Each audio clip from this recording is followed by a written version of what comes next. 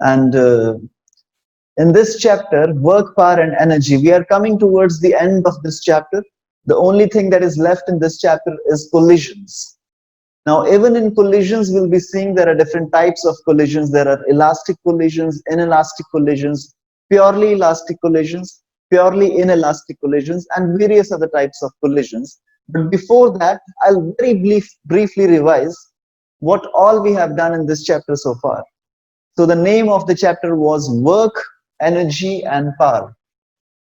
The name was Work, Energy, Power. इसको हमने इसी सीक्वेंस में पढ़ा. पहले मैंने पढ़ा वर्क, फिर मैंने पढ़ा एनर्जी, फिर मैंने पढ़ा power.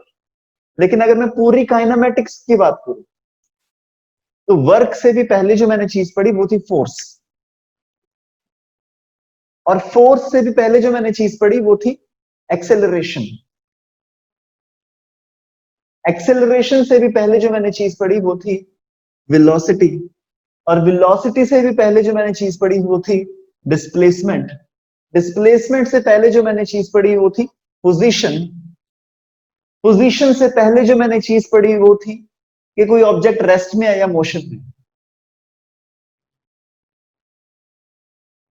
Okay, I want you to understand the sequence of the entire kinematics. ये काइनेमेटिक्स ऐसा नहीं है कि अलग अलग चैप्टर्स में है तो भी चैप्टर 1 2 3 4 तुम्हें अलग अलग पढ़ने पड़ेंगे.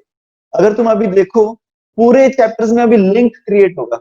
तुम्हें जब IIT JEE में क्वेश्चन पूछा जाएगा, ऐसा हो सकता है कि तुम्हें क्वेश्चन पूछा जाए वो किसी भी चैप्टर में से ना हो, उसमें तुम्हें हर चैप्टर का कॉन्सेप्ट इंक्लूड करना पड़ेगा. तो we started from rest and motion. सबसे पहले जब पहले दिन हमने बात की थी काइनेमेटिक्स की, तो हमने ये बोला था कि ये मार्कर रेस्ट पे है या मोशन में. फिर हमने रिलेटिविटी की बात की थी कि जब कोई मून जाके देखे तो ये मोशन में बन जाएगा, राइट. फिर अगर रेस्ट और मोशन हमने डिफाइन किया तो मेरे को मतलब पोजीशन पता होनी चाहिए, क्योंकि मोशन इज व्हाट, जब कोई ऑब्जेक्ट अपनी पोजीशन चेंज करता है. तो रेस्ट एंड मोशन के बाद पोजीशन सामने आई. फिर जब पोजीशन सामने आई तब मेरे को पता चला कि यार जब कोई ऑब्जेक्ट पोजीशन चेंज होता है तो मतलब वो डिस्प्लेस हो गया. तो वो डिस्प्लेस हो गया एस. तुम देखो ये जो एस है ना, हमने चैप्टर नंबर 4 का बेस बना लिया था वहीं पे.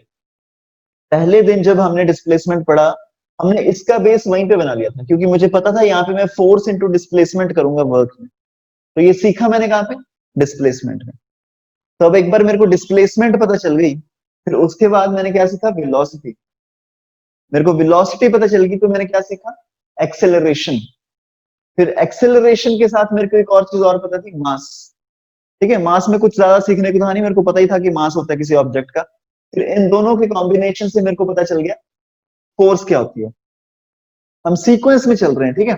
मैं सीधा एनर्जी की बात नहीं कर सकता था क्योंकि तुम्हें समझ नहीं आ रहा था, ठीक है. तो फिर फोर्स मैंने सीखी. फिर फोर्स और डिस्प्लेसमेंट को इकट्ठा लेके मैंने देखा व्हाट इज वर्क. यस. फिर वर्क में, वर्क क्या होता है, फोर्स और डिस्प्लेसमेंट. अब इसमें अलग अलग तरह की फोर्सेस एक्ट कर सकते हैं. या तो फोर्स हो सकती है तुम्हारी कंजर्वेटिव, या फिर फोर्स हो सकती है नॉन कंजर्वेटिव. ठीक है, कंजर्वेटिव फोर्स का मतलब जहां पे तुम्हारी एनर्जी कंजर्व रहे. ठीक है, जैसे कि gravitational force, electrostatic force, spring की फोर्स. नॉन कंजर्वेटिव फोर्स जैसे कि फ्रिक्शन की फोर्स, एयर रेजिस्टेंस की फोर्स. मैंने तुम्हें एक डीपीपी दी थी और तुम्हें आई थिंक एक टेस्ट दिया था जो तुम में से किसी ने किया नहीं है. तो उसमें एक मैंने क्वेश्चन पूछा था, give me 2 examples of non conservative force. Non conservative force की 2 एग्जांपल्स थी. तो पहली तो फ्रिक्शन ही है जो हमने क्लास में अच्छे से पढ़ा. I wanted you to answer this second one, air resistance. जब तुम थोड़ा सा सोच के इसको निकालते ना कि सेकंड नॉन कंजर्वेटिव फोर्स मतलब एयर रेजिस्टेंस, तो तुम्हें थोड़ी सी फील आएगी कंजर्वेटिव फोर्स की. वो सारी फोर्सेस जो रेजिस्ट करती हैं, जो हमेशा ही रेजिस्ट करती है, नो मैटर तुम किधर जा रहे हो, जो रेजिस्ट ही करती रहती है ना. फॉर एग्जाम्पल एयर रेजिस्टेंस है, वो हमेशा तुम्हें रेजिस्ट करेगी. अगर तुम नॉर्थ जाओगे तो एयर रेजिस्टेंस तुम्हें रेजिस्ट करेगी उल्टी डायरेक्शन में. अगर तुम साउथ जा रहे हो तो भी वो तुम्हें रेजिस्ट करेगी. जस्ट लाइक फ्रिक्शन, तुम किसी भी डायरेक्शन में ट्रैवल कर रहे हो, फ्रिक्शन तुम्हें रेजिस्ट ही करती है. ओके, सो जो भी फोर्सेस का ऐसा नेचर है जो ऑलवेज रेजिस्टिव होती है, जो फोर्सेस हमेशा तुम्हें रेजिस्ट करने की कोशिश करती हैं, mostly those forces are non conservative. Okay, now your homework for today is, अब तुमने एक और फोर्स ढूंढ के बतानी है मेरे को जो कि नॉन कंजर्वेटिव है। फ्रिक्शन, एयर रेजिस्टेंस तो ठीक है, एक और फोर्स बताओ जो नॉन कंजर्वेटिव है। फिर मैंने वर्क सीखा, वर्क के बाद मेरे को पता चल गया कि एनर्जी क्या होती है। अब एनर्जी होती क्या है, जब तुम वर्क करोगे किसी ऑब्जेक्ट पे तो जो तुमने काम किया वो एनर्जी में कन्वर्ट हो जाता है। तो बेसिकली जितना वर्क किया उतनी एनर्जी, इसीलिए इसका जो एसआई यूनिट है जूल, इसका भी वही एसआई यूनिट है जूल, क्योंकि दोनों सेम है, राइट। फिर मैंने वर्क और एनर्जी को सीख लिया। एनर्जी में मैंने अलग अलग एनर्जी को सीखा। सबसे पहली जो मैंने एनर्जी सीखी that was kinetic energy, then the next was potential energy. Kinetic energy की मैंने डेफिनेशन देखी कि जितना तुमने काम किया किसी ऑब्जेक्ट पे, वो काम उसकी काइनेटिक एनर्जी को या तो इंक्रीज कर देगा या डिक्रीज कर देगा। अगर मैंने किसी ऑब्जेक्ट पे पॉजिटिव काम किया तो उसकी काइनेटिक एनर्जी को उतना इंक्रीज कर देगा जितना मैंने काम किया। अगर मैंने किसी ऑब्जेक्ट पे नेगेटिव काम किया तो वो उसकी काइनेटिक एनर्जी को उतना डिक्रीज कर देगा जितना मैंने उससे काम लिया। या तो तुम किसी चीज पे काम कर सकते हो या तुम किसी चीज से काम ले सकते हो। अगर तुमने किसी चीज पे काम किया, जो मैं बार बार काम वर्ड यूज कर रहा हूं, दिस काम कॉरेस्पॉन्ड्स टू वर्क। ओके, तुम्हें बुक्स में ये वर्क मिलेगा। So the amount of work that you do, either you can do the work or you can take out the work. When you do the work done is positive. When you take out the work done is negative. So when you do the work, is tension non-conservative? सोचो, is tension force, tension वाली force conservative है या non-conservative है? तुम सोच के बताओ मेरे को। एक तो मैं हिंट दे देता हूं, हमने सीखा था tension is a pulling force. Tension is always a pulling force. तो अगर तुमने स्ट्रिंग बांध रखी है, ठीक है, यहां पे एक ब्लॉक बांध रखे, मास, तो ये जो टेंशन है, mg अगर नीचे एक्ट कर रहा है, mg लाइक दिस, तो टेंशन ऊपर एक्ट करेगी लाइक दिस, ठीक है। और यहां पे tension will be acting in the downward direction. तो तुम एक काम करो, तुम्हें अगर पता करना है कि कोई फोर्स कॉन्जर्वेटिव है या नॉन कॉन्जर्वेटिव है, तो तुम्हारी डेफिनेशन क्या है? कॉन्जर्वेटिव फोर्स में तुम ऑब्जेक्ट को कहीं पे भी घुमा फिरा के लाओ, वो पाथ पे डिपेंड नहीं करती कि कितनी एनर्जी है। The energy depends only on the work done, depends only on initial and the final position. तो तुम एक काम करो, ये जो तुम्हारा ऑब्जेक्ट है ना, इसको यहां से लेके थोड़ा सा नीचे ड्रैग कर दो, 2 मीटर नीचे, 2 मीटर ड्रैग कर दो, सिंपली ड्रैग कर दो। फिर एक बार इसको घुमा के लाओ, ऐसे ही जाओ, ऐसे जाओ, ऐसे जाओ, है ना। फिर एक तीसरे तरीके से ड्रैग कर दो, ऊपर जाओ, लेफ्ट जाओ, ऐसे जाओ, ऐसे जाओ, ऐसे जाओ। देखना तीनों केसेस में अगर तुम्हारा वर्क डन सेम आ गया मतलब ये कॉन्जर्वेटिव फोर्स है, अगर तुम्हारा वर्क डन अलग अलग आ गया मतलब ये नॉन कॉन्जर्वेटिव फोर्स है। Okay, please try this. Is tension a conservative force और a non conservative force? Yup, ठीक है जी। ये था काइनेटिक एनर्जी। तो kinetic energy is when you do work on some object, its kinetic energy increases. When you take out work from an object, its kinetic energy decreases. When I say take out work का मतलब क्या है? Work done is negative. Work done is negative का मतलब क्या है? The angle between the force and the displacement is more than, let's say, is more than 90 degree, but less than 180 degrees. Yes? तुम इसको ऐसे मान सकते हो कि फ्रिक्शन एक्ट कर रही है, एक ऑब्जेक्ट ऐसे जा रहा है, फ्रिक्शन ऑपोजिट डायरेक्शन में एक्ट कर रही है, angle is 180 degree. So work done is negative because cost of 180 degrees -1. So now if the work done is negative, this means the kinetic energy of this object will decrease. Yes, इसको तुम समझ भी सकते हो। एक car जा रही है, नॉर्मली कार जा रही है 60 की स्पीड से, कार जा रही है, ठीक है। अब जो फ्रिक्शन है वो बार बार उसकी स्पीड को कम करने की कोशिश कर रही है ना। तो फ्रिक्शन की वजह से उसकी काइनेटिक एनर्जी कम हो रही है, because friction is doing negative work on this object. उसके बाद मैंने देखा कि पोटेंशियल एनर्जी क्या होती है, and the simple definition of potential energy is, potential energy में एक बहुत ही बेसिक हम एक अजम्पशन करते हैं, वो ये है, क्योंकि पोटेंशियल एनर्जी कभी भी दुनिया में डिफाइंड नहीं होती। ऐसे नहीं होता कि अर्थ की वजह से इस ऑब्जेक्ट की कितनी पोटेंशियल एनर्जी है। अगर मैं तुमको बोलूं कि ये अर्थ है नीचे, तुमने h हाइट पे एक मास रख रखा है 1 kg का, तो उसकी पोटेंशियल एनर्जी mgh होगी। ये सरासर गलत बात है। इसमें एक बहुत ही बेसिक सी अजम्पशन है जो हम मोस्टली इग्नोर कर देते हैं, एंड दैट अजम्पशन इज कि तुमने ग्राउंड पे उसकी पोटेंशियल एनर्जी जीरो मानी है। If this is your earth, तो यहां पे जब कोई ऑब्जेक्ट है m, when height is zero, we have assumed that the potential energy at the surface of the earth is zero। फिर इसको बेस मान के तुम उसकी पोटेंशियल एनर्जी निकालते हो।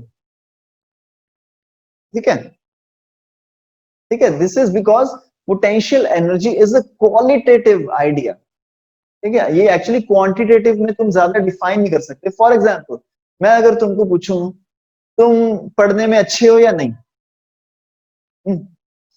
या फिर मैं तुमको पूछूं तुम सॉकर खेलने में, तुम फुटबॉल खेलने में अच्छे हो या नहीं, ठीक है, अगर तुम बोलो कि हाँ सर मैं तो बहुत अच्छा हूँ, ठीक है, तो मैं तुम्हें मेसी की फोटो दिखा दूंगा, मैं तुम्हें क्रिस्टियानो रोनाल्डो की फोटो दिखाऊंगा, मैं बोलूंगा ये देखो ये बंदा है जो अच्छा खेलता है। तुम कहाँ से अच्छे खेलते हो? ठीक है। लेकिन अगर तुम बोलोगे कि सर नहीं मैं तो बुरा खेलता हूँ, मतलब मेरे को फुटबॉल खेलनी नहीं आती, तो मैं तुम्हें एक एलकेजी का बच्चा दिखा दूंगा, मैंने कहा ये देखो यार इससे तो किक भी नहीं लग रही है, तुम इतना अच्छा खेल रहे हो।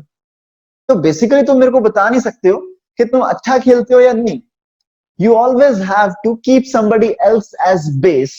उसको बेस रख के तुम बताओगे कि तुम फुटबॉल अच्छा खेलते हो या नहीं। एग्जैक्टली द सेम केस है। पोटेंशियल एनर्जी अगर मैं तुम्हें डायरेक्टली किसी पॉइंट पे पूछ लूं कि तुम बताओ यहाँ पे पोटेंशियल एनर्जी कितनी है, तुम बता नहीं सकते। For defining potential energy you always need base value of potential energy. तो इसलिए हम कभी भी ये नहीं डिफाइन करते कि पोटेंशियल एनर्जी कितनी है, हम हमेशा डिफाइन करते हैं चेंज इन पोटेंशियल एनर्जी। ठीक है, अगर मैंने h पे कुछ मास रखा है, h डिस्टेंस पे, मैं तुमसे ये पूछ सकता हूं what is the change in potential energy between this point and this point. मैं तुम्हें ये पूछ सकता हूं कि तुम मेरे को कंपेयर करके बताओ कि तुम अच्छा खेलती हो या सेकंड क्लास का बच्चा अच्छा खेलता है ना? तुम कंपैरिजन बता सकते हो, एब्सोल्यूट वैल्यू नहीं बता सकते हो। सिमिलरली विद स्प्रिंग, यहां पे एक स्प्रिंग है, इसको तुमने खींच दिया, थोड़ा एलोंगेट कर दिया इसको, ये यहां पे आ गया, अब इसमें कुछ एनर्जी स्टोर होगी। मैं तुमसे सीधा सीधा ये नहीं पूछ सकता कि बताओ इसमें कितनी एनर्जी स्टोर होगी, लेकिन मैं तुमसे ये पूछ सकता हूं कि पहले वो यहां था अब वो यहां है, बताओ इसकी एनर्जी में कितना डिफरेंस आ गया। तो इसकी सिंप्लिसिटी को बढ़ाने के लिए हम मान लेते हैं कि यहां पे उसकी potential energy is zero. Just like earth पे हमने मान लिया था कि सरफेस पे उसकी पोटेंशियल एनर्जी इज जीरो, इसको जीरो मान के तुम पोटेंशियल एनर्जी का डिफरेंस निकाल लेते हो। ठीक है, एंड पोटेंशियल एनर्जी का difference is equal to negative of work done, is equal to negative of work done. और काइनेटिक एनर्जी का डिफरेंस वाज क्या? Work done. ओके, फिर हमने वर्क को डिफाइन किया, फिर हमने एनर्जी को डिफाइन किया, फिर बात आई पावर की। अब ये पावर का कॉन्सेप्ट आया कहां से?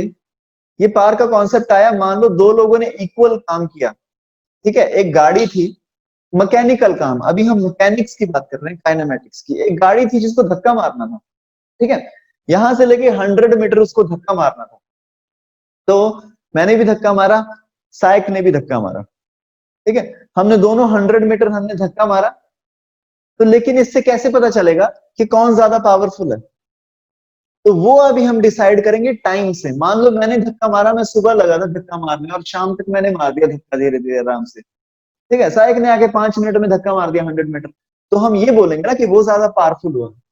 So basically, to calculate this time, to calculate this power, we need to bring in time into consideration. अब हम देखेंगे किसने कितना काम किया, कितने टाइम में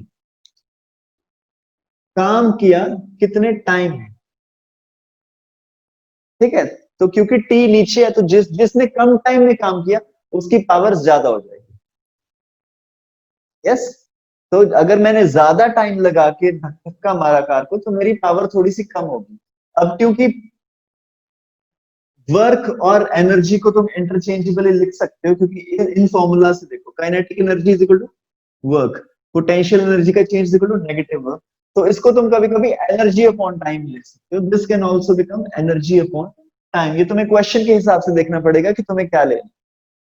और वर्क और एनर्जी की यूनिट वाज जूल्स, तो पावर की यूनिट क्या आ जाएगी, joule upon time, that is joule upon second. और जूल अपॉन सेकंड को तुम वॉट भी बोलते हो, WATT, और इसको तुम शॉर्ट में लिखते हो W। तुमने वॉट सुना होगा, जो तुम्हारे इलेक्ट्रिकल अप्लायंसेस होते हैं घर में, ये तुम्हारा 100 वॉट का बल्ब है, ये तुम्हारा 50 वॉट का बल्ब है, ये तुम्हारा एसी है, वेसी है। तुमने देखा होगा एसी पे तुम्हारे स्टार्स लगे होते हैं, है ना, 2 स्टार, 3 स्टार, 4 स्टार। तो वो तुम्हें ऐड दिखाते हैं कि देखो ये 5 स्टार है, ये तुम्हारी बिजली बहुत कम खाएगा। तो basically what they are basically talking about is कि वो कूलिंग उतनी करेगा, लेकिन वो उतनी पावर कंज्यूम नहीं करेगा। अगर कोई तुम्हारी कम पावर कंज्यूम करेगा तो उसको तुम ज्यादा टी के लिए चला सकते हो। यस, अगर तुम्हारा पी छोटा है तो तुम उसको टी बढ़ा सकते हो उसकी, मतलब तुम अपना एसी 2 घंटे के लिए चला सकते हो, तुम्हारा बिजली का बिल उतना ही आएगा, एनर्जी तुम्हारी उतनी कंज्यूम होगी अगर तुम ज्यादा टाइम के लिए चलाओगे, अगर तुम्हारे स्टार्स ज्यादा हैं। I hope you are understanding this. Yes, so power is equal to energy upon time. और ये सारी पावर जो यूज होती है most of the times electrical appliances. ये एक इंसान थे जेम्स वॉट नाम के, 18th सेंचुरी में, जिन्होंने स्टीम इंजन बनाया था, उनके नाम पे रखा गया है ये यूनिट वॉट। ठीक है, so this was basically the entire of mechanics जो हमारे 11th 12th के IIT JEE के और नीट के सिलेबस में। Yes, and in today's class हम थोड़ा सा आगे बढ़ेंगे, will be discussing collisions. So what collisions are in mechanics? So collisions are as simple as that, जो तुम्हें इंग्लिश लैंग्वेज से समझ में आ रहा है। collision मतलब जब कोई ऑब्जेक्ट किसी ऑब्जेक्ट के साथ कोलाइड कर जाए, उसको बोलते हैं कोलिजन। अब ये जो कोलिजन है ये काफी तरीके से हो सकता है। मान लो यहाँ पे एक बॉल है, यहाँ पे एक बॉल है, ये वाली जो ऑब्जेक्ट है ये इसके अंदर आके कोलाइड कर रहा है, तो हो सकता है इसकी वेलोसिटी उधर बढ़ जाए, हो सकता है इसकी वेलोसिटी वापस आ जाए, मतलब कुछ भी हो सकता है। ठीक है, कोलिजन के टाइम हो सकता है ये दोनों बॉल्स ऐसे क्ले की बनी है, तुमने जब कोलिजन की दोनों उसके बाद जुड़ गई। तो इस तरीके से हम डिफाइन करते हैं इलास्टिक कोलिजन, इनइलास्टिक कोलिजन, अलग अलग तरीके से collision. And then there is one more possibility, एक पॉसिबिलिटी है कि जो कोलिजन का एंगल क्या है, एंगल के बेस पे विल बी डिफाइनिंग कोलिजंस। कि अगर दो गाड़ियां आमने सामने आ रही हैं, ठीक है, तुम सोच के देखो, तुम इस गाड़ी में जा रहे हो, एक गाड़ी आमने सामने आ रही है, तो जो एक्सीडेंट होगा, कोलिजन होगा, तो उसमें नुकसान कितना होगा। और दूसरा केस है कि एक गाड़ी इधर से आ रही है, एक गाड़ी ऐसे एंगल से आ रही है, ऐसे दोनों आके कोलाइड कर रही है, तो उसमें कितना नुकसान होगा। So we'll be learning all of this in today's chapter, in today's class. So जो लोग notes बनाते हैं, please heading डाल लो। The topic for today is collisions. The topic for today is collisions.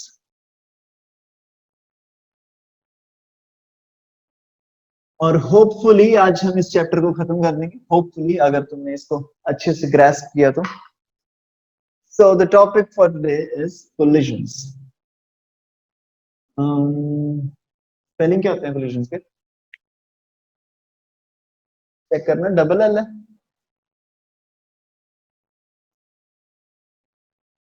Yes. Double L I, ठीक है? Yes, सही है। Okay, all right. So collisions. First of all collisions को समझने के लिए आओ कुछ ऑब्जेक्ट्स को कोलाइड करवाएं। सबसे पहले एक बॉल है, इसका मास लगा लो तुम 2 kg। पहले मैं एग्जांपल के साथ कर रहा हूं, मैं इसका मास M1 भी ले सकता था, लेकिन थोड़ा समझने के लिए आसान पड़ जाए तो मैं इसको 2 kg ले रहा हूं, या फिर इसको M1 ले लेता हूं। एक ऑब्जेक्ट है, इसका मास है M1, ये इस स्पीड से जा रहा है इधर U1। एक दूसरा ऑब्जेक्ट है जिसका मास है M2, ये इस स्पीड से जा रहा है U2। अब इन दोनों में एक कोलिजन हो गया। सबसे पहले तो क्या तुम मुझे बता सकते हो इनके बीच में कोलिजन होने के लिए क्या कोई कंडीशन है, क्या कुछ दिख रहा है तुम्हें? कोई कंडीशन है जो हमेशा ट्रू होनी चाहिए इन दोनों के बीच में कोलिजन होने के लिए? कि तुम्हें कुछ दिख रहा है कि इसका मास हमेशा ज्यादा होना चाहिए, इसका मास हमेशा कम होना चाहिए, या फिर मास में कुछ कंपैरिजन, स्पीड में कुछ कंपैरिजन, कोलिजन होने के लिए क्या कोई? Sir, U1 should be greater than U2. Very good, yes. तो अगर हम बोल रहे हैं कि कोलिजन हुआ है, इसका मतलब U1 is greater than U2, otherwise तो कोलिजन हो ही नहीं सकता। यस। और फिर जब कोलिजन हो गया, इनकी स्पीड चेंज हो जाएगी। This is just like when you play the pool ना, जब तुम बिलियर्ड्स खेलने जाते हो तब तुम ऐसे बॉल्स को मारते हो, तुमने इस स्पीड से उसको मारा, कोई और बॉल किसी और स्पीड से जा रही थी, उसके बाद तुम्हें पता नहीं कि कौन सी बॉल किस स्पीड से जाएगी, तो हम इसको V1 V2 मान रहे हैं। कोलिजन के बाद क्या हुआ, जो M1 बॉल थी वो इधर जाने लगी V1 से, और जो M2 बॉल थी वो जाने लगी V2 से। क्या यहां पे भी ऐसी तुम्हें कोई कंडीशन दिख रही है?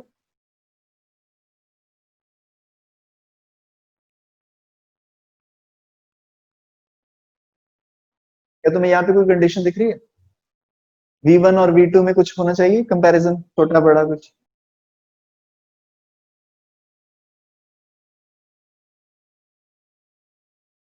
देखो यहाँ पे तुमने बताया ना U1 is should be greater than U2, तभी तो कोलिजन होगा। यहाँ पे V1 और V2 में कुछ कंपैरिजन?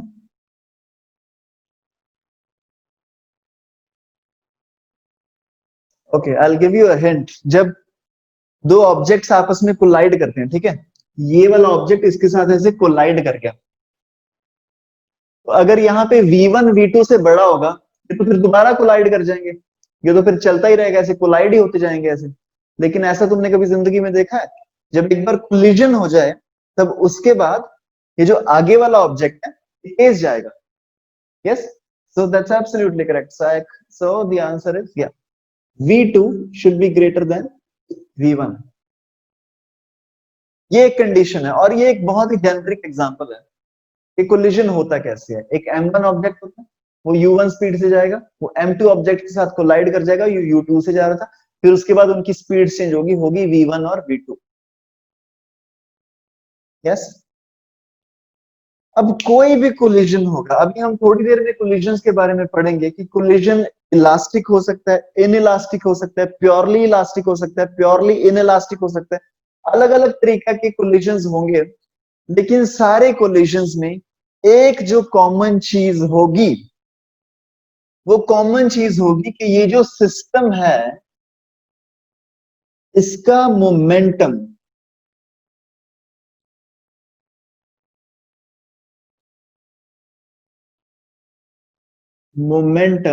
Is conserve.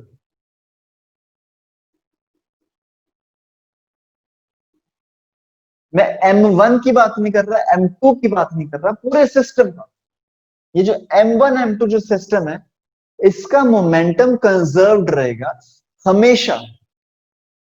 तुम्हें बुक्स में ये हमेशा कंजर्व्ड रहेगा। जब ये कोलिजन अभी हुआ नहीं है, अभी जो मोमेंटम है, और कोलिजन होने के बाद जो वेलोसिटी होगी उस टाइम का जो मोमेंटम, जिस टाइम पे कोलिजन हो रहा होगा, जब ये जस्ट टच में होगी, मतलब हर पॉइंट पे इसका मोमेंटम कंजर्व्ड रहेगा। ऐसा क्यों होगा? बिकॉज हमें पता है force is equal to rate of change of momentum. Force is equal to change of momentum upon time. अब यहाँ पे कोई एक्सटर्नल फोर्स तो लग नहीं रही है, क्योंकि ये दोनों एक पूरे को तुमने सिस्टम मान लिया। क्योंकि एक्सटर्नल फोर्स लग नहीं रही है, ये हो गया जीरो, मतलब change in momentum should be zero. तो मतलब इसका मोमेंटम कंजर्व रहेगा पूरे सिस्टम के दौरान। ठीक है, तुम ये नहीं बोलोगे, तुम्हें बुक्स में कभी कभी लिखा मिलेगा कि मोमेंटम कंजर्व रहेगा, कि initial momentum is equal to final momentum. ऐसा नहीं है। The actual concept is momentum पूरे टाइम पे कंजर्व रहेगा, कोई भी कोलिजन है। ठीक है, ये इलास्टिक कोलिजन है, इनइलास्टिक कोलिजन है, okay, whatever the kind of collision it is, elastic collision है, इनइलास्टिक कोलिजन है, प्योरली इलास्टिक है, प्योरली इनइलास्टिक है, कोई भी कोलिजन है, तुम्हारा मोमेंटम कंजर्व्ड रहेगा। This is true for any type of collision. Okay, तो एक बार तुम इस चीज को नोट कर लो, ऐसे नोट डाल के लिख लो, ठीक है, just put in a note there. So the note is momentum will be conserved throughout the process of collision. Momentum will be conserved throughout the process of collision. तुम ध्यान देना, तुम्हें बुक्स में लिखा हुआ मिलेगा initial momentum is equal to final momentum, तुम बाकी टीचर्स ऐसे ही पढ़ाएंगे, लेकिन the true sentence is momentum conserved रहेगा थ्रू आउट द प्रोसेस. जब कोलिजन हो रहा होगा, हो चुका होगा, just about to happen, just happened, for all these cases your momentum will be conserved. Yes, now when I say momentum will be conserved, अब हम थोड़ा सा मोमेंटम निकाल के देखें होगा क्या. अब हम बोल रहे हैं कि मोमेंटम विल बी कंजर्व्ड, तो इसका इनिशियल मोमेंटम क्या है सिस्टम का. इनिशियल मोमेंटम, इसका मोमेंटम प्लस इसका momentum, that is m1 u1 plus m2 u2. ये तो हो गया तुम्हारा initial momentum. This should be equal to the final momentum which gives me m1 v1 plus m2 v2. और ये तुम्हारा ट्रू रहेगी statement for all types of collisions, elastic, inelastic, this that, जो भी तुम्हारे कोलिजंस होंगे, ये तुम्हारी कंडीशन ट्रू रहेगी for all types of collisions के मोमेंटम तुम्हारा रहेगा कंजर्व्ड.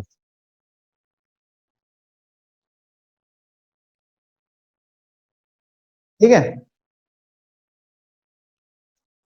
अभी हमने बात की है जेनेरिक के मोमेंटम तुम्हारा कंजर्व्ड रहेगा. ये जो हमने फिगर बनाई है इसको तुम थोड़ा सा दिमाग में रखना, ठीक है, इसमें ज्यादा नहीं है. m1 m2 है, पहले स्पीड थी u1 u2, बाद में स्पीड होगी v1 v2.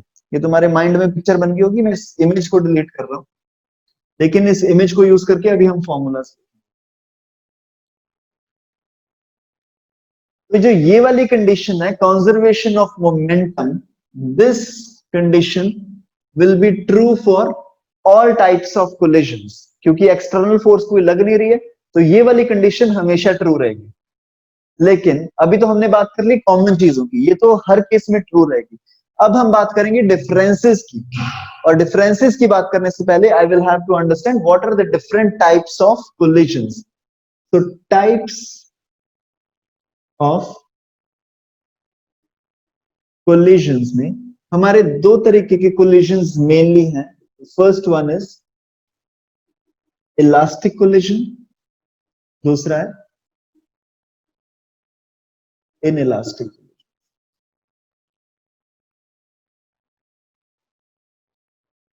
कोलिजंस दो तरीके से हो सकते हैं, इनके फर्दर सब पार्ट्स बनेंगे. Purely elastic, partially elastic, purely inelastic, partially inelastic, वो तुम बना सकते हो. लेकिन तुम एक बार बेसिक कॉन्सेप्ट समझ लो.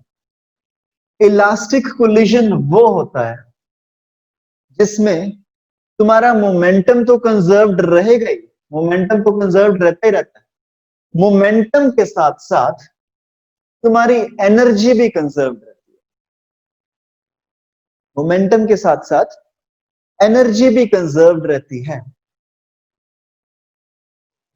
वैसे ये जो केस है प्योरली इलास्टिक कोलिजन का, ये बहुत ही हाइपोथेटिकल केस है, ये कभी हो नहीं सकता. क्योंकि जब भी तुम्हारा कोलिजन होगा, ठीक है, जैसे ये दो चीजें हैं, जब मैंने इनको आपस में कोलाइड किया, there is a sound energy, थोड़ी सी साउंड प्रोड्यूस हुई, थोड़ा सा हीट प्रोड्यूस हुआ, बहुत सारी ऐसी एनर्जी लॉस होगा. तो कभी भी एनर्जी कंजर्व रहती नहीं है. लेकिन हम अपनी एजम्पशन के लिए, जैसे हमने काइनेमेटिक्स में बोला था ना कि तुमने ऊपर से ड्रॉप किया ऑब्जेक्ट, इग्नोर एयर रेजिस्टेंस, तो कभी तुम वैसे इग्नोर एयर रेजिस्टेंस कर नहीं सकते असल जिंदगी में. लेकिन शुरू में समझने के लिए तुम मान लो कि जब कोलिजन हुआ, कोलिजन के बाद कोई भी एनर्जी लॉस नहीं हो, तो मतलब तुम्हारी मोमेंटम तो कंजर्व है, मोमेंटम के साथ साथ काइनेटिक एनर्जी भी conserve. Yes, this is what a purely elastic collision is, कि तुम्हारा मोमेंटम के साथ kinetic energy is also conserved. अब अगर तुम्हें यहां पे काइनेटिक एनर्जी निकालनी है, तो initial kinetic energy should be equal to final kinetic energy. Initial kinetic energy में तुम काइनेटिक एनर्जी लोगे ऑब्जेक्ट 1 की और ऑब्जेक्ट 2 की, m1 की और m2 की। तो इनिशियल काइनेटिक एनर्जी तुम क्या लिख सकते हो, 1/2 m1 इंटू u1 का square plus 1/2 m2 u2 square.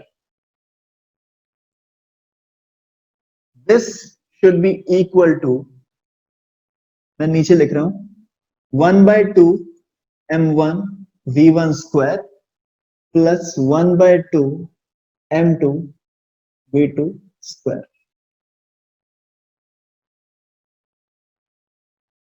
Purely elastic collision में तुम्हारा मोमेंटम तो कंजर्व्ड था ही, क्योंकि वो तो रहेगा ही कंजर्व, वो तो हर तरह के क्वेश्चन में मोमेंटम तुम्हारा कंजर्व्ड रहेगा। अब इसमें तुम्हारी एनर्जी भी कंजर्व्ड रहेगी। Correct? Please give me a thumbs up, is this clear?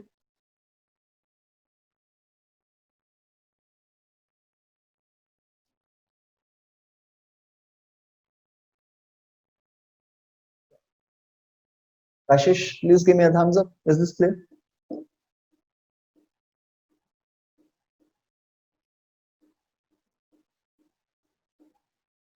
चलो जी। So this was an elastic collision. Inelastic collision में उल्टा है, मोमेंटम कंजर्व्ड रहेगा लेकिन एनर्जी कंजर्व्ड नहीं रहेगी। ठीक है, तो उसमें बस तुम सिर्फ ये वाला फॉर्मूला लगा सकते हो इनइलास्टिक कोलिजन में, और ये वाला फॉर्मूला नहीं लगा सकते। ठीक है, लेकिन इनइलास्टिक कोलिजन का एक टाइप होता है प्योरली इनइलास्टिक कोलिजन, इसको हम बोलते हैं प्योरली इनइलास्टिक कोलिजन। और इसमें क्या होता है कि कोलिजन के बाद जो दोनों ऑब्जेक्ट्स हैं वो आपस में चिपक जाते हैं। कोलिजन के बाद दोनों ऑब्जेक्ट्स आपस में चिपक जाएंगे। So this would be like this. अगर तुम्हारा एक ऑब्जेक्ट है वो ऐसे जा रहा है u1 से, और ये किसी के साथ कोलाइड कर गया u2 के साथ, उसके बाद कोलिजन के बाद ये दोनों कोलाइड होके एक बड़ा ऑब्जेक्ट बन जाएंगे। इसका मास होगा m1 प्लस m2 और ये जाएगा v स्पीड के साथ, v के साथ। तो प्योरली इलास्टिक कोलिजन में अगर तुम्हें, प्योरली इनइलास्टिक कोलिजन में अगर तुम्हें कंजर्वेशन ऑफ मोमेंटम का फॉर्मूला भी लगाना है, so you will be writing m1 into u1 plus m2 into u2 and this should be equal to m1 plus m2 into v। ये हमने कंजर्वेशन ऑफ मोमेंटम का फॉर्मूला लगाया। Conservation of energy हम यहाँ पे नहीं लगाएंगे क्योंकि this is purely inelastic collision. ठीक है, तुम्हें थोड़ा थोड़ा समझ में आ रहा है? आई यू गेटिंग इट? अभी हम एग्जांपल्स करेंगे तो तुम्हें थोड़ी सी ज्यादा फीलिंग आएगी इसकी। So as of now, I hope all this is clear. You have a minute, please note it down. फिर उसके बाद हम इसकी एग्जांपल्स करेंगे। Please give me a thumbs up जब तुम्हारा नोट हो गया है।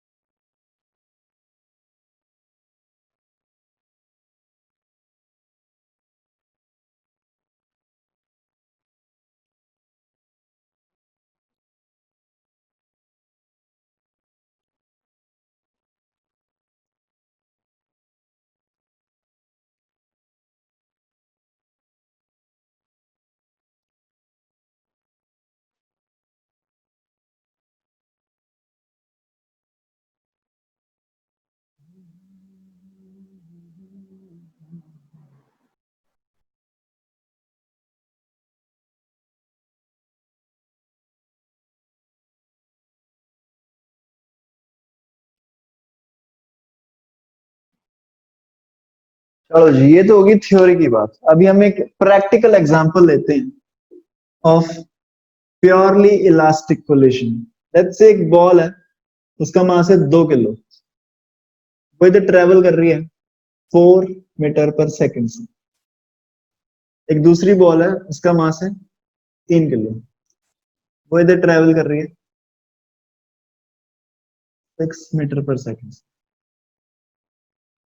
दोनों के बीच में जब कोलिजन होगा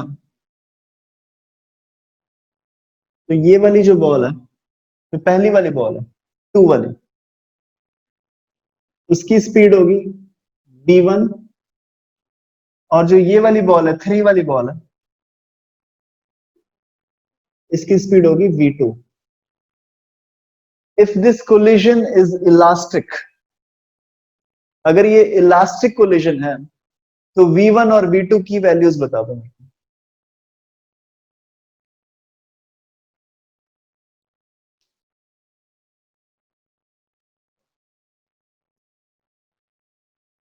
अगर क्वेश्चन में कोई डाउट है तो मेरे को वो भी बता दो।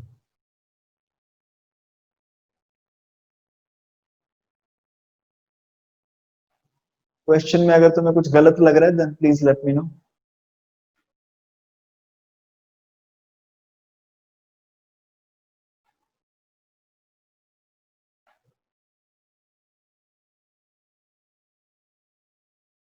Okay, please give me a thumbs up, तुम्हें क्वेश्चन समझ में आ गया।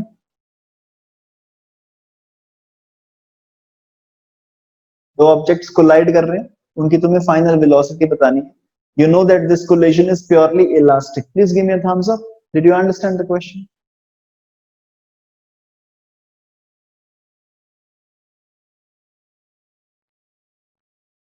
Hello, please give me a thumbs up if the question is clear. Okay. चलो छोड़ो, ठीक है, अभी तुम क्वेश्चन सॉल्व मत करो, ठीक है, क्वेश्चन को सॉल्व मत करो, जस्ट क्वेश्चन को देख के मेरे को क्वेश्चन में गलती बता दो, क्वेश्चन में गलती है।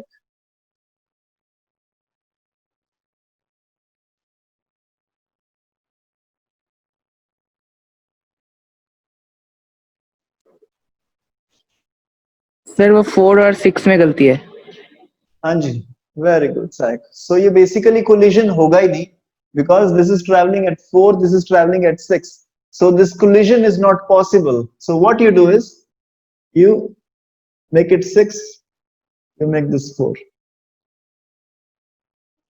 अब कोलिजन होगा, ठीक है, क्योंकि ये वाला तेज जा रहा है, तो अब ये उसके बीच में जाके स्ट्राइक करेगा।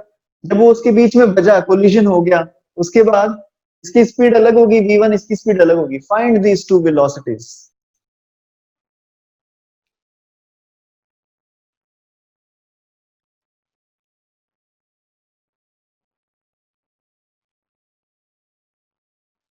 और तुम्हारे पास टूल्स क्या है, तुम्हें पता है मोमेंटम कंजर्व रहेगा, तुम्हें पता है एनर्जी कंजर्व रहेगी, ये सारी चीजों को यूज करके तुम इनकी वेलोसिटीज निकाल सकते हो।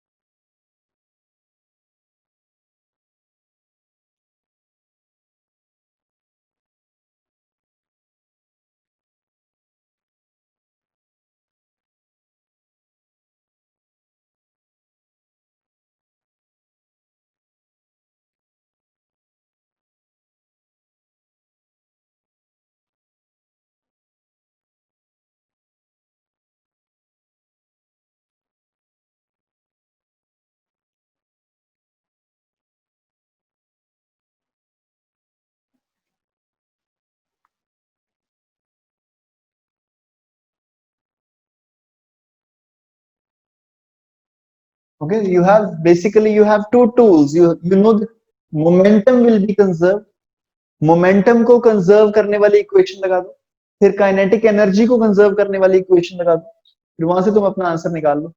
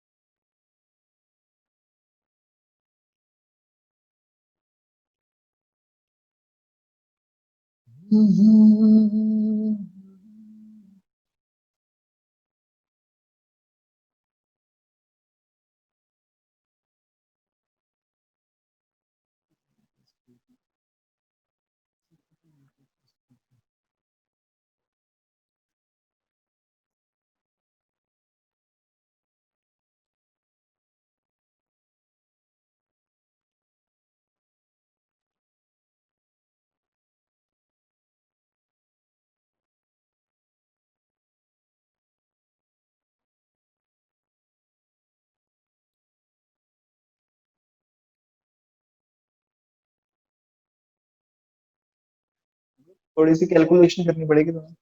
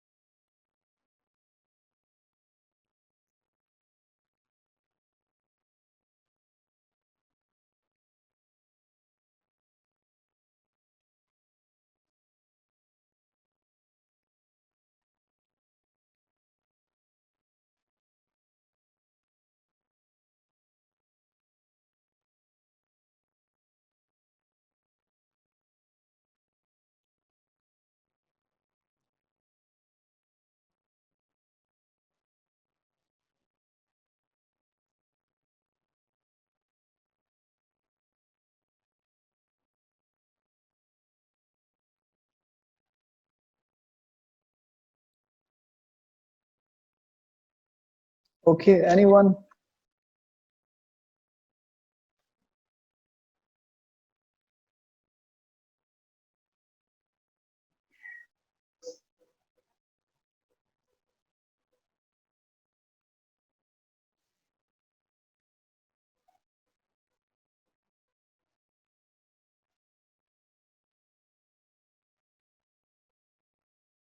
Okay, anybody?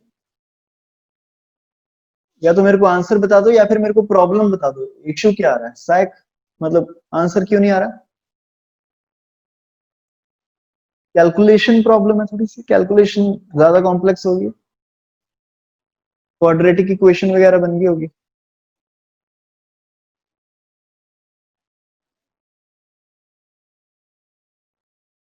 Okay Sayak and Kashish, please tell me the problem.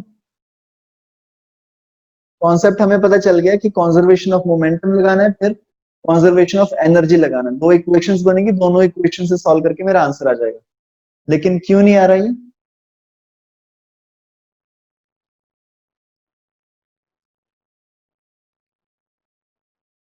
Okay, please unmute your microphones and tell me कि प्रॉब्लम क्या आ रही है इसमें।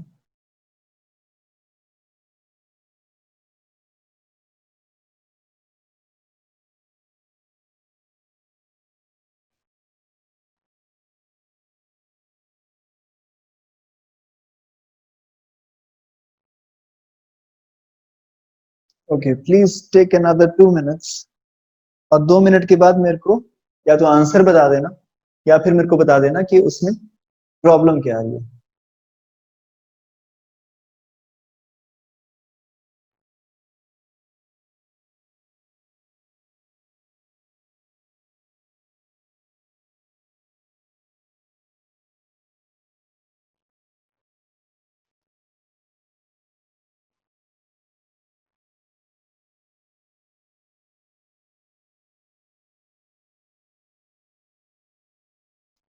Sir, can you please solve it? हाँ जी, yes, I will solve it, but I want to know what is the problem. तुम लोगों से क्यों नहीं हो पा रहा? Is it the problem of calculation or is it something else?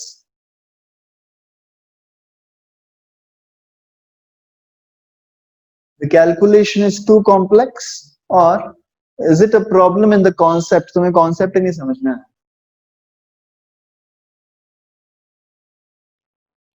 Calculation. Okay, so there is a problem with the calculation. ठीक है, हमें अब मेरे को अप्रोच पता चल गई ना, मेरे को तुम्हें क्या बताना है, मेरे को तुम्हें कैलकुलेशन समझानी है। चलो जी, तो लेट्स ट्राई दिस। इसमें हमने दो ही चीजें सीखी है। पहले मैंने सीखा कंजर्वेशन ऑफ मोमेंटम, फिर कंजर्वेशन ऑफ एनर्जी। पहले कंजर्वेशन ऑफ मोमेंटम लगा देता हूं। 2 into 6 plus 3 into 4 is equal to 2 into V1 plus 3 into V2। जहां पे भी तुम्हें नहीं समझ में आया मेरे को बता देना। This gives me 24 is equal to 2V1 plus 3V2। यहां की मेरी एक equation, conservation of linear momentum लगा के। अब मेरे को लगाना है conservation of energy, kinetic energy. तो वो होगा half m1 u1 square, half m2 u2 square. सब में half half half half cut जाएगा, सबका हाफ कट गया। तो इसमें क्या रहेगा, m into u1 square. m into u1 square is 2 into 36, that is 72, plus 3 into 4 square, that is 16, 3s are 48, is equal to 2v1 square plus 3v2 square। Okay, 72 plus 48, इसको मैं लिख रहा हूं 120।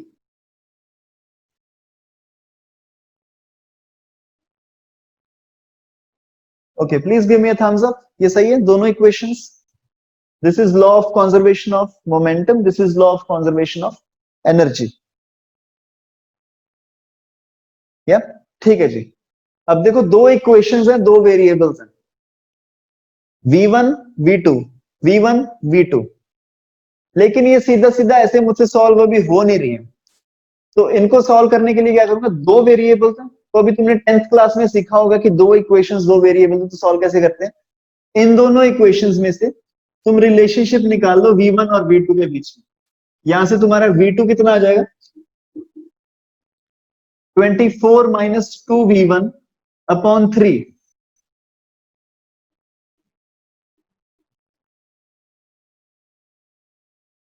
पहली इक्वेशन से तुम्हारा v2 निकल के आ गया। ये जो v2 है तुम ये वाली इक्वेशन में पुट कर दो। यहाँ पे जो v2 है इसको तुम पुट कर दो 24 minus 3 minus 2v1 upon 3। जब तुम ये v2 की वैल्यू v1 के टर्म्स में पुट करोगे तो ये जो तुम्हारी सेकंड इक्वेशन है ये पूरी की पूरी v1 में रह जाएगी। जब अब तुम्हारे पास एक ही इक्वेशन है, एक ही वेरिएबल है, तुम वैल्यू निकालोगे v1 की बड़ी आराम से, है ना। यस। लेकिन अगर तुम्हें इसको सिंप्लीफाई करना है तो तुम थोड़ा सा इसमें मैथमेटिक्स लगा सकते हो। इसको मैं एक बार इरेज कर रहा हूं, तुम ये वाली कैलकुलेशन को मत देखो। हम ना एक बार जनरल बनाते हैं, इस वाले क्वेश्चन को तुम छोड़ दो, एक बार हम एक बार जनरल बनाते हैं कि पूरी कैलकुलेशन को सिंप्लीफाई हम कैसे कर सकते हैं। ऐसे ये सारी ट्रिक्स तुम्हें खुद से आनी चाहिए, मतलब जब तुम प्रैक्टिस करोगे तो तुम ट्रिक्स डेवलप कर लोगे। But let's try to understand this कि एक ऑब्जेक्ट है M1, वो जा रहा है U1 से, ये M2 वो जा रहा है U2 से, ये M1, अब इसकी स्पीड होगी V1, M2 की स्पीड होगी V2। ओके, पहली वाली इक्वेशन लगाते हैं, law of conservation of momentum, M1 U1 plus M2 U2, M1 V1 plus M2 V2। अगर मैं सारी M1 वाली साइड्स को,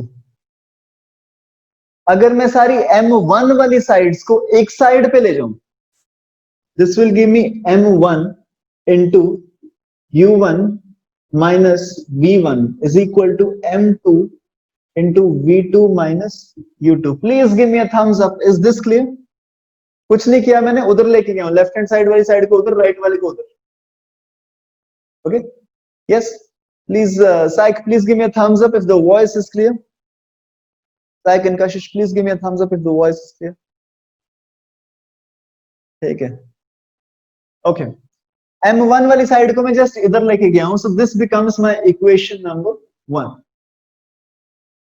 अब मैं दूसरी इक्वेशन लिख रहा हूं जहां पे मैं एनर्जी को कंजर्व कर रहा हूं, तो half into M1 U1 square, half half half half cut जाएगा, तो ये बच जाएगा M1 into U1 square plus M2 into U2 square is equal to M1 into V1 square plus M2 into V2 square.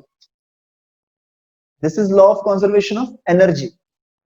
इसमें भी मैं same चीज करता हूं, M1 वाली टर्म्स को एक साइड ले जाता हूं, this gives me M1 into U1 square minus V1 square is equal to M2 into V2 square minus U2 square.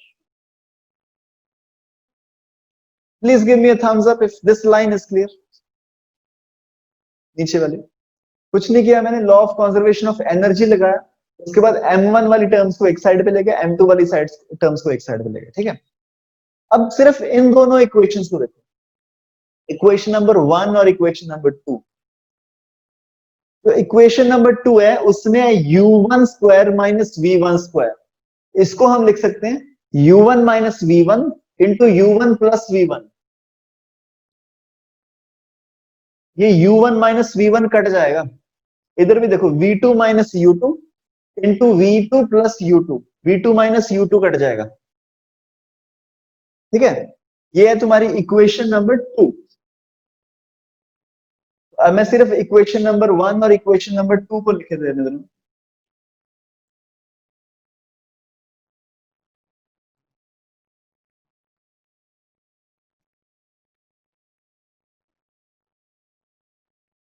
Okay, now what you do is you divide equation 2 with 1। Equation number 2 जो है इसको मैं divide कर रहा हूं, तो मैं इसको यहां पे लिख रहा हूं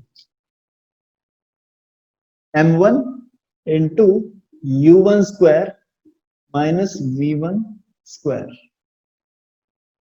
is equal to,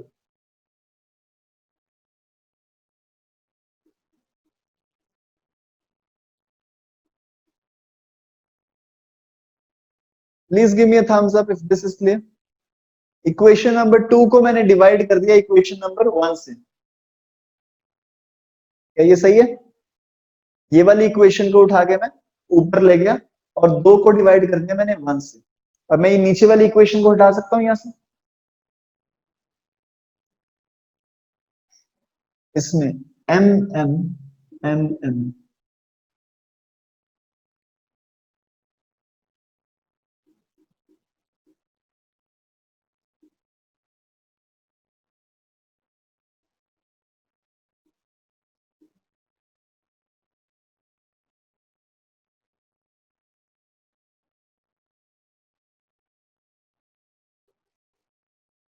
is this clear?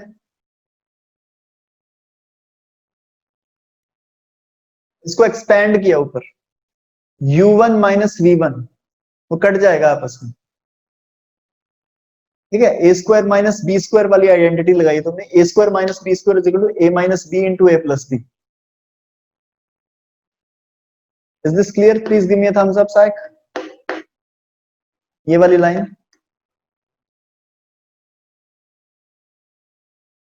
Okay, तो जब भी तुम्हें इलास्टिक कोलिजन्स के क्वेश्चन दिए जाएंगे, whenever you have questions of purely elastic collision जिसमें मोमेंटम भी कंजर्व्ड है, एनर्जी भी कंजर्व्ड है, उसमें ये तुम एक और चीज उसमें ऐड कर सकते हो। एक तो एनर्जी कंजर्वेशन की इक्वेशन बनाओगे, एक मोमेंटम कंजर्वेशन की इक्वेशन बनाओगे, एक ये तुम तीसरी इक्वेशन ऐड कर लोगे, u1 प्लस v1, जो पहली बॉल है उसकी इनिशियल और final velocity should be equal to दूसरी बॉल की इनिशियल और फाइनल वेलोसिटी। ठीक है, इसको तुम नोट डाल के लिख लो उसमें। अब तुम्हारा जो भी क्वेश्चन है वो बहुत आसान पड़ जाएगा, ठीक है। अब हम बहुत ही आसान पड़ जाएगा तुम्हारा कोई भी क्वेश्चन। हम अपनी पहले वाली एग्जांपल को वापस लेते हैं। हमारी एग्जांपल की थी क्या थी, यहाँ पे एक 2 किलो का ऑब्जेक्ट है, ये जा रहा है 4 की स्पीड के साथ, और यहाँ पे एक 3 किलो का ऑब्जेक्ट है, 4 किलो का ऑब्जेक्ट है, ये जा रहा है 6 की स्पीड के साथ। ओके, ये 3 किलो का ऑब्जेक्ट है, और उसके बाद कोलिजन के बाद ये हुआ 2 किलो का ऑब्जेक्ट अरे v1 के साथ, 3 किलो का ऑब्जेक्ट गया v2 के साथ। सबसे पहले हमारी वो वाली इक्वेशन लगाते हैं जो हमने अभी अभी ड्राइव की। सबसे पहले वो इक्वेशन लगाते हैं जो हमने अभी अभी ड्राइव किया। So I know 4 plus v1 is equal to 6 plus v2। This gives me v1 is equal to 2 plus v2. This is equation number 1. Second equation तुम्हारी law of conservation of momentum से आएगी, that is 8 plus 18 is equal to 2 times v1 plus 3 times v2. यहाँ पे v1 की value तुम यहाँ से उठा के रख सकते हो, 2 times 2 plus v2 plus 3v2. This gives me 4 plus 5v2 is equal to 26. So your v2 comes out to be 22 by 5. यहां से तुम्हारा v2 निकल आया, v2 को जब तुम यहां पुट करोगे तुम्हारा v1 भी निकल आएगा। Okay? So this was the mechanics of how collisions happen, elastic collisions and inelastic collisions. अब मैं तुम्हें DPP शेयर करता हूं तुम्हारे साथ, उसमें पूरे questions हैं elastic और inelastic collisions के। Please try those questions and I'll see you tomorrow at 1 PM. ठीक है जी? Thank you very much for coming. You can please try the DPP now when you have time.